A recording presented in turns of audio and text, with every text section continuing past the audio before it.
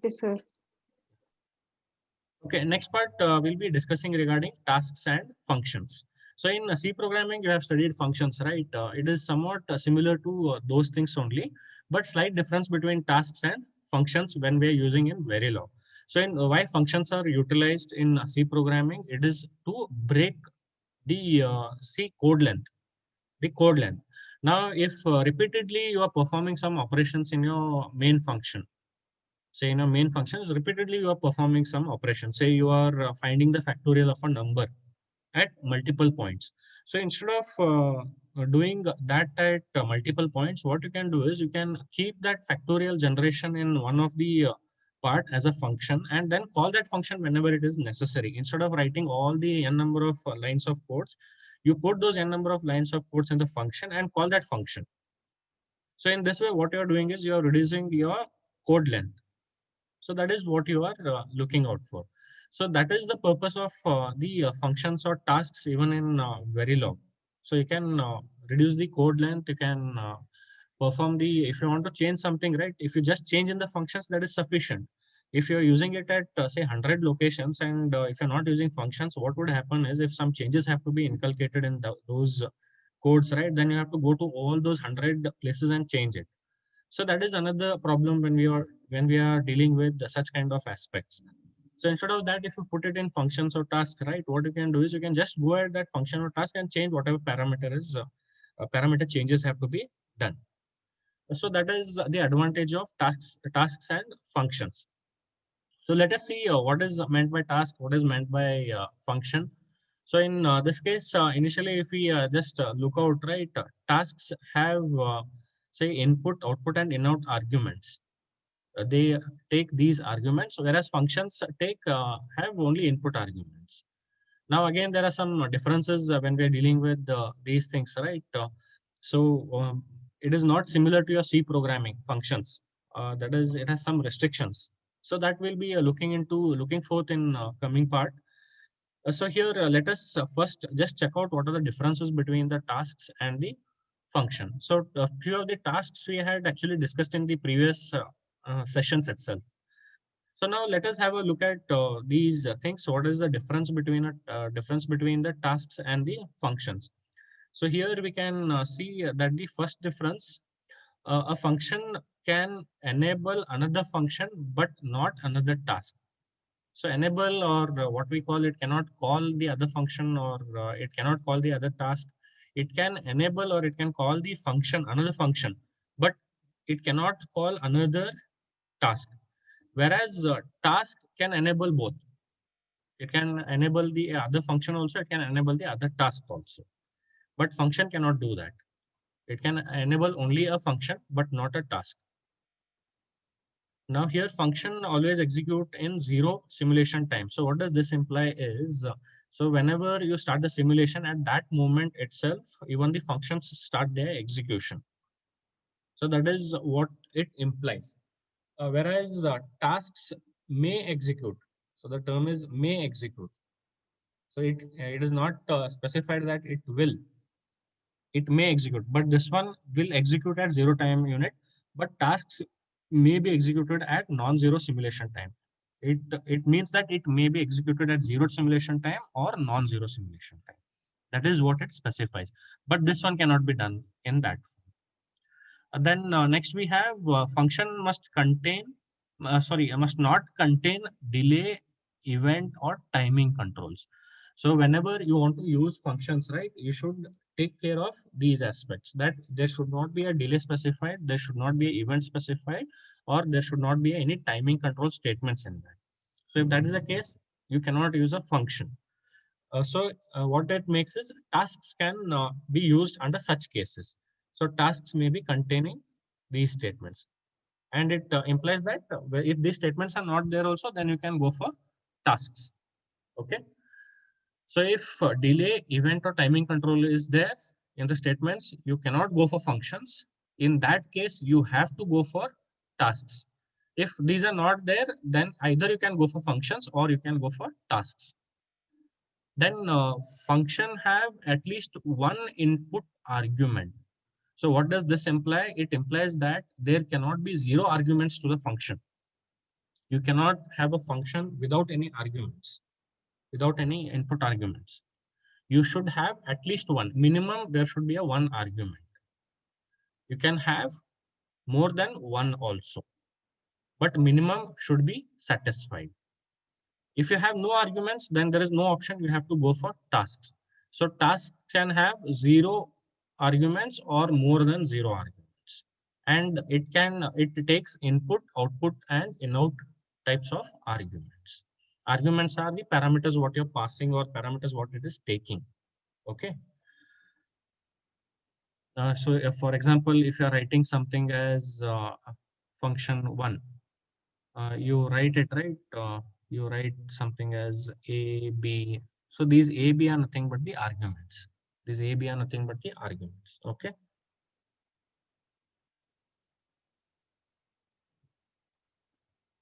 So here functions always return a single value. So they cannot return more than single value. They cannot return more than single value. And since it has only input arguments, right, they cannot have output or in-out arguments. Here on the other counterpart, what happens is tasks can return they say sorry tasks, they do not return with the value, but they pass multiple values through output and in-out arguments. So if I just compare it with the functions in your C programming, right, it is something like you are passing by reference and passing by value, something of this kind. Okay. So if you pass by value, right, only one value you will be able to return. But if you pass by reference, right, no need to have a return statement, but whatever changes you do in the location, right, that will be observed even in the function which has called it. Okay. So it is passed by value and passed by reference kind of thing. So there is no need to return in task. So it is something of this kind. Okay. But it can pass the multiple values through output and in-out arguments. So that is what it specifies. Okay. So this is like passing by value. I'm just taking an analogy part. This is like passing by reference. So if you just compare it in that form, right, this is how it goes around. Okay. So these are the things what makes difference between the two. So you have to remember these things and then go for whether I have to use a function or a task. Okay. So now let us start off with the first one, that is tasks. So in this one, right, tasks are basically declared with the keywords task and end task. But when we are using these things, right, we should keep in mind that one of the conditions has to be true for the procedures. That is, there are delay, timing, or event control constructs in the procedure. First thing, that is whatever this thing comparative, this thing we observed, right? So that part. Then after that, you should have procedure has zero or more than one output arguments. It has zero or more than one output arguments, and procedure has no input arguments. So here that is what we discussed, right? They have zero or more arguments of the type input, output, or in-out. So if any of these conditions are satisfied, right, then we can go ahead with the tasks. Okay. So that is what we look out for. That is what we observed in the above this thing comparative analysis, when we have to go for tasks and when we have to go for functions. So how do I declare a task and invoke it? So that is what we have to look out for. So this is the syntax what for the declaration. So here we have task name, then the task declaration, then the statements and the end task. So task and end task are the keywords. Within this, all these things we have. We should have the name for that task and the task TF or declarations what are there and whatever statements are present. So this is one way. So once we do this, then we can have name of the task and the identifiers which are related to those things. So that is this part, name of the task. So these are the identifiers. This is the identifier of this task. Okay. Then what should be a TF declaration? So it can be any of these. TF declaration. That is, it can be a parameter declaration, input, output, in out, reg, time, integer, real, event. Any of these declarations can be falling within this part. Okay. So this is the syntax of declaration. And what are these things? In this angle brackets, what we are specifying, right? What can be these things? So this is the identifier of that task. Next here, declaration pertaining to this task declaration. So it can be any of these integer, real, event, any of these declarations can come forth in this part. Okay. So here we just observe how do we invoke the task.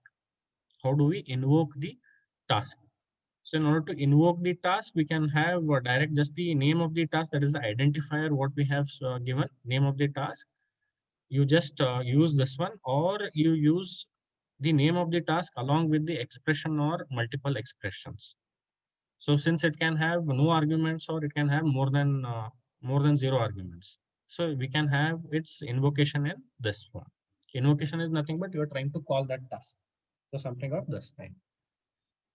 So this is what we look out in the task part. So let us look out at some an example over here. So here what we have a module which is defined as operation. So operation is the identifier for this module. Then we have a parameter what we have specified as delay is equal to 10. Then we have two registers A and B, and then we have another registers which is AB and AB OR and AB XOR. Okay, so these are registers which are of 15 bits, sorry, 16 bits.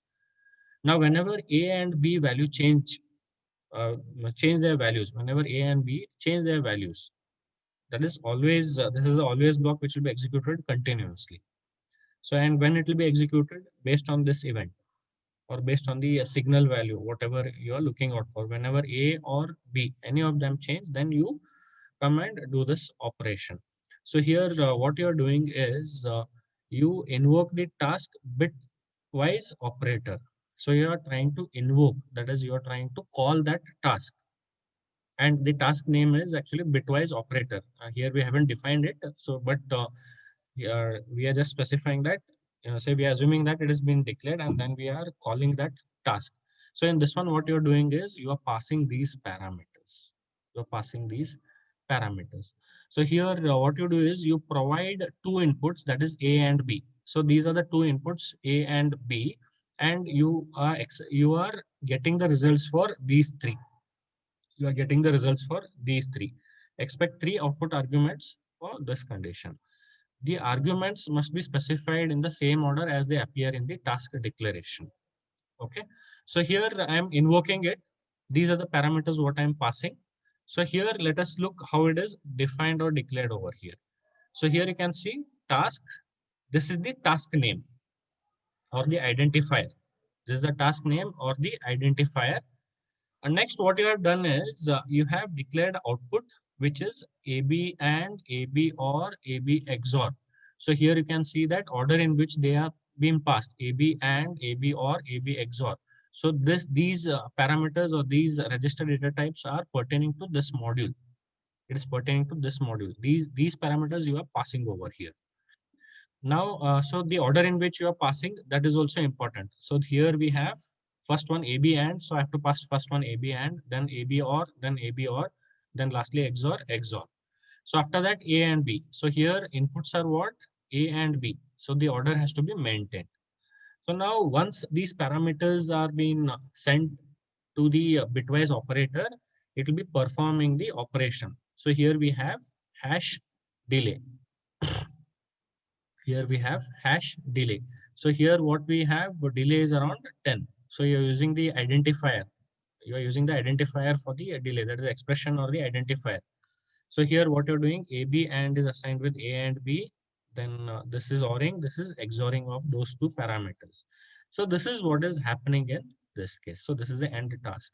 So in this module, what you have done, you have defined a task and you have called it. You have invoked that task. But the order in which you are sending those parameters, right, you should be careful. You cannot send the other one in the other position. So that care has to be taken. So this is what is happening in case of task. So here, if you remember in your C programming, right, you call the function and you pass the parameters. So for example,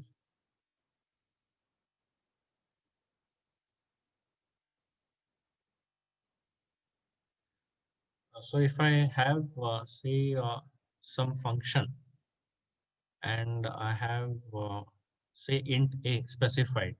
So some this thing is there, and then I have a main function.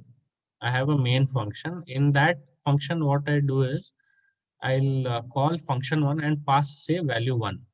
So what is happening in this case? This value one will be stored in a. So here a will be equal to one. So in the similar way, right? Here when we are passing the values, right? That is when we are calling it. So here we have a and b. We have a and b.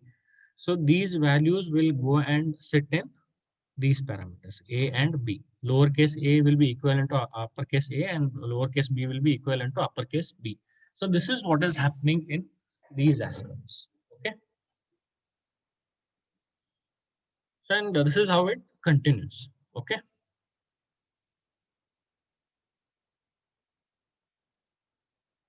So this is another example. So I'll not be going into depth of this one. So that is example pertaining to the task. Now let us go for functions. So how do I declare a function? I make use of the keywords function and end function.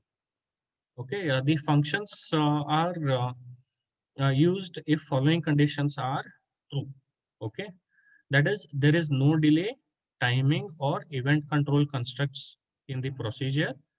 The procedure returns a single value. So that is it cannot return multiple values as we specified. And there is at least one input argument. There should be at least one input argument. In task, you can have zero or more than zero, but here you should have at least one. So if these conditions are good for, right, then you can go for the using the function. So what is the syntax for the declaration of a function? So here we have, so how the function is declared. So you use the keyword function and end function. Okay. And then you specify the range or types along with this one, and then you put forth the name of the function. And if you have any declaration and any statements, you put forth between this function and end function. Now, what is this range or type? So it can be the range, integer, real. Okay. So it can be any of these. So here you can see that it can be any of these three possibilities. Then the name of the function is nothing but the identifier which is pertaining to that function what you are declaring. And then the declarations can be of for parameter, input, register, time, integer, real. So it can be any of these. Okay. Then we have how do we invoke the function? So if I have, that is invoking is nothing but you call the function. So here what we do is we either use the name of the function along with the expression. So this is compulsory because function requires at least one argument. I cannot just use the name of the function. I cannot just use this part and leave this blank. I cannot do that. Okay. So because function requires at least one argument, that is one of the conditions when we're using the functions in Verilog. So here we can observe that the range or type is optional, which basically specifies the width of the registers what we are using over here. So it is for that purpose. So that is for that purpose. It is optional. If you don't provide, it will be by default.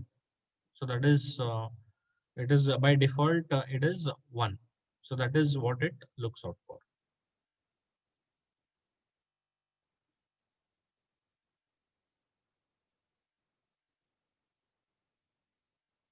So this we had seen in the differences that the function cannot invoke a task, but it can invoke another function. That is what we had seen. So let us look at one of the examples pertaining to this. So here a parity check, this thing is put forth using a function. So you have a module parity. Then what you're doing is you're declaring a register which is of 32 bits, and then identifier is ADDR. Then you have a parity register data type. So here, whenever this ADDR changes, right, that time you execute this always block.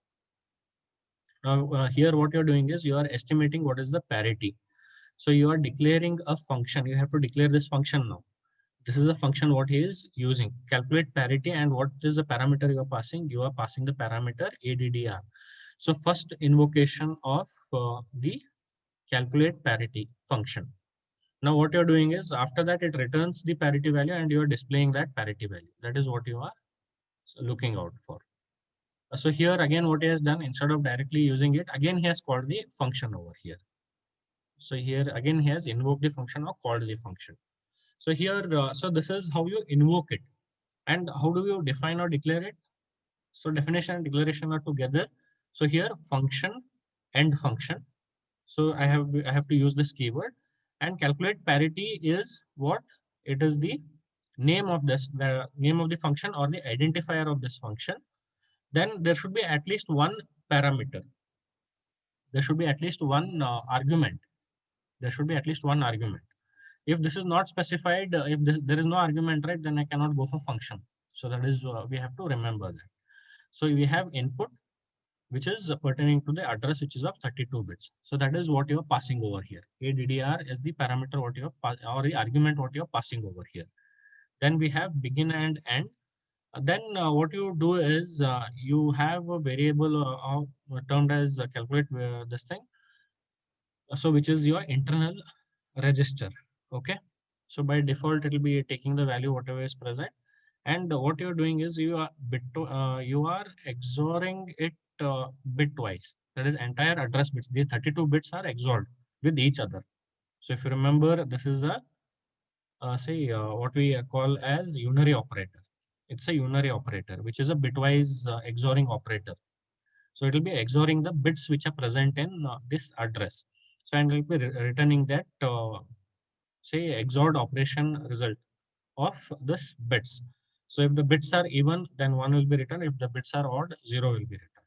So that is what is happening in this case. So this is how you are checking the parity in the using a function. Using a function, you are doing this part. So this is basically using the parity. Sorry, using the function. So we saw how we can use say functions and tasks. So these are the two things what we can look out for.